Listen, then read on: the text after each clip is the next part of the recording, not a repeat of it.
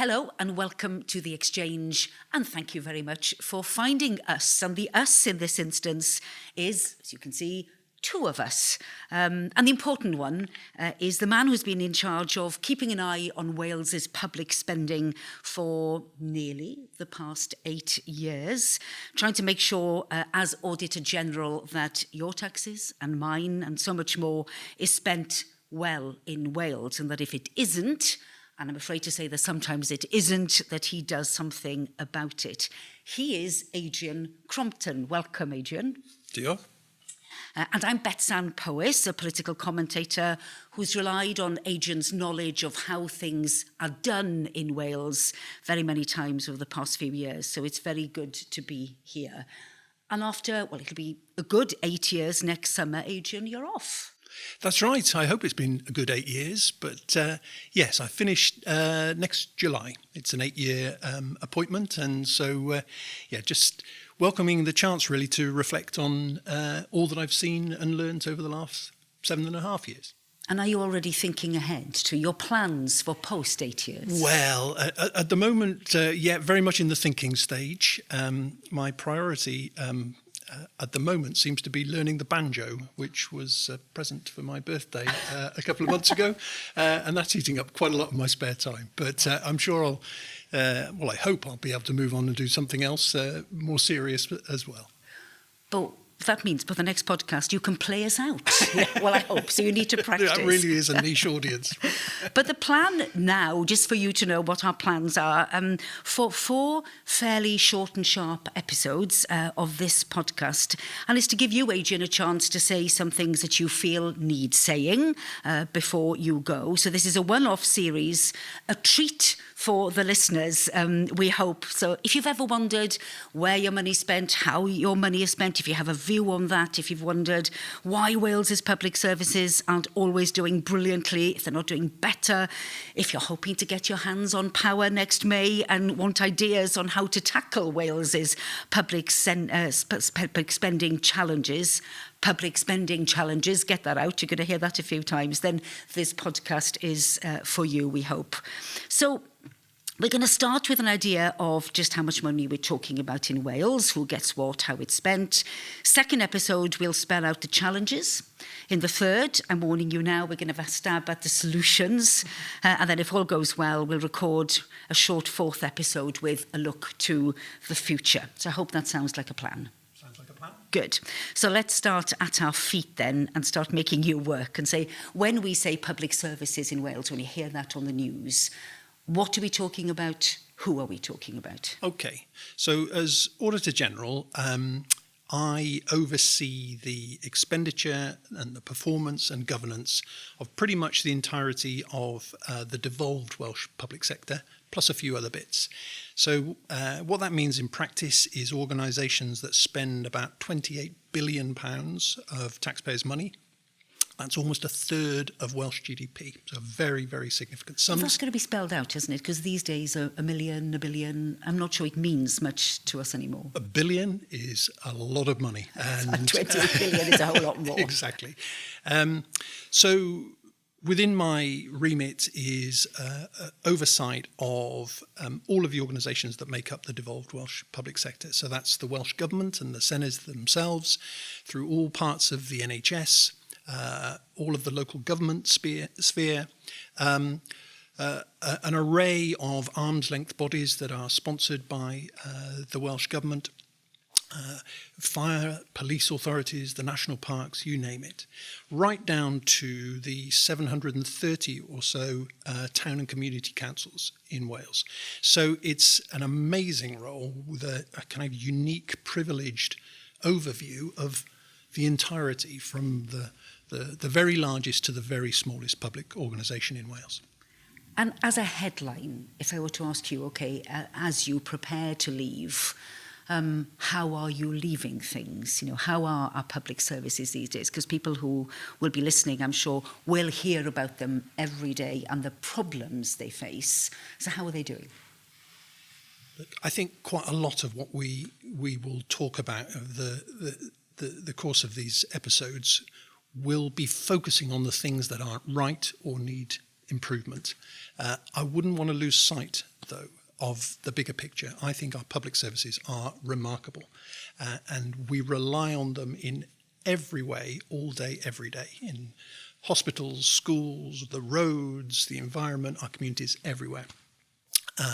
And they face enormous challenges. Over the last couple of decades, there's been a huge squeeze on public finances, as we all know, but huge external challenges as well. Climate change, Brexit, geopolitical events that come home and to roost here in Wales. And despite all of that, our services still continue to function to a really high standard in most cases. The most extreme shock, I guess, to the system came a few years ago with the COVID pandemic. And though that was a dreadful time, I look back on it now and reflect that I think we saw some of the very best in terms of public service during that time. Frontline staff adjusting to maintain services to people in extraordinary conditions. And at a more strategic level, we saw the government, local government, the NHS, all parts of the public service really collaborating effectively together to deliver some phenomenal, literally life-saving programs like the vaccination program, the testing, tracing, protect program. So I'd point to that time, I guess, whilst dreadful for so many people, like I say, as reflecting really positively on what the public sector can achieve when it's genuinely united around a shared common purpose and everyone is pulling in the same direction. So do you have to have that sort of emergency to achieve that, I suppose, is exactly. the question? We can't live in that sort of emergency time all the time. And when we're spending as much money as we are, the public have a right to expect that level of collaboration, that pace of delivery all the time, not just in emergency. Another interesting point I've heard you make is that COVID changed the way we as service users behave and some of our expectations, perhaps, of our hospitals, of our schools and so on. Is that right? Can you quantify that something changed in the way we expected our services to behave at that time, and our behaviour has changed since? Yeah, undoubtedly. And I think COVID definitely drove some of that behavioural change for us as clients of the public service. But other factors are affecting that as well. The media landscape, the information landscape, general views of politics and public service delivery. All these things are affecting in some way the way that we as citizens look to engage and what we expect from our public service. One impact of the pandemic, undoubtedly, that we're still feeling the effects of now was the huge scale of pent-up demand that couldn't be dealt with during that time for obvious reasons, but we're now needing to deal with its effects several years later. And of course, it also left us with a public sector workforce that bluntly was pretty tired and worn out, as we all were by that period. So bring those two things together, and that's part of the reason why we have such a squeeze on our public services at the moment. Okay, so before we drill down into the detail here, let me ask you one question, which is why are we doing this? We all know that you're off next summer, but is this a case of getting something off your chest, or do you want to prepare your successor, whoever they might be? Why did you want to do this? Assuming that you did and weren't forced to, of course. No, I genuinely wanted to do this. I think it's really important. I described earlier how privileged and unique this role that I hold feels to me to be, completely independent of government, to have that breadth and depth of perspective is something that is unique to this role and this organisation. And I think although a lot of our work surfaces through the media and politicians in the Senedd and so forth, not all of it does. And so I feel like it's really important for me to try to put some of that on record, to do it at a time when I hope it will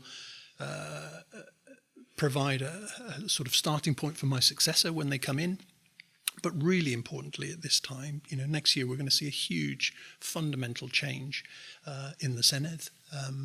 And I would hope that some of what I can offer today might be picked up by some of the political parties. I certainly feel as though there is a need for them to do that if we're going to deliver the kind of sustainable public services I'm sure we all want. Okay, well, fair warning there, I think. Okay, so let's stop there. We'll have a breather. Then we're going to lay out the challenges facing public services in Wales. So that's quite a biggie in the next episode. So join us for episode 2. Diolch am wrando ar y bennod hon o bodlediad y Gyfnewidfa. Peidiwch ag anghofio dan ysgrifio i'r sianel i sicrhau na fyddwch yn colli unrhyw benodau yn y dyfodol. Ac os gennych unrhyw gwestiynau neu sylwadau, byddem wrth ein bodd yn clywed gennych.